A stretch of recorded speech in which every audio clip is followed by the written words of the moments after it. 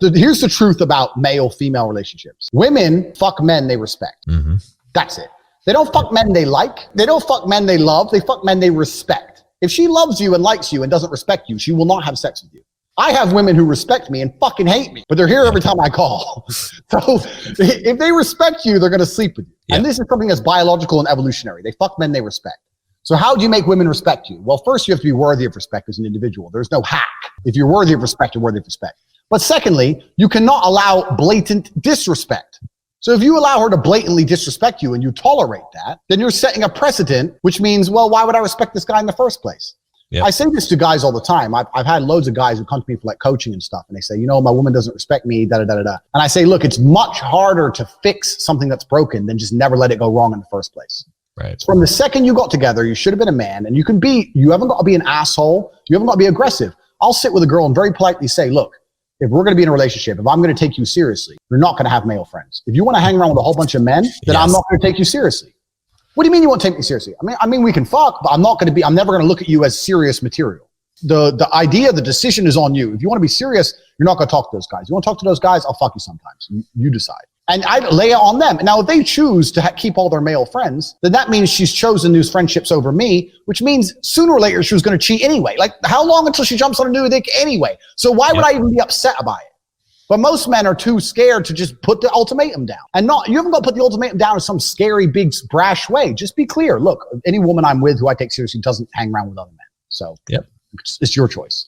And this is the point. But most men don't say anything. They let it slide and they let it get completely broken. And they come to me and say, well, how do I fix it? It's like, well, you have to make it not let it get broken in the first place. You need to understand your boundaries and expectations as a man, and you have to set them, and you have to make sure she complies and sticks to them. And if she doesn't, you're going to have to find somebody else.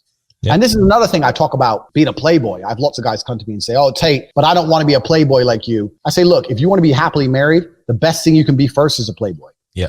The best thing you can do, because you're going to learn a whole bunch about women. You're going to have a whole bunch of choices to choose for a wife. If you're stuck with one option, the one chick you met, she might be a dickhead. Some women are just dickheads. You know, some women have been fucked too hard, too many times by too many big, scary guys, and they just don't want to listen to them. So, like, being a playboy is important. But yeah, absolutely. For setting your boundaries and stuff and making sure you're not respected, the key is this as a man, and this is the bottom line. Most men are not prepared to walk away. Yep. And if you're not prepared to walk away, you don't have any weapons.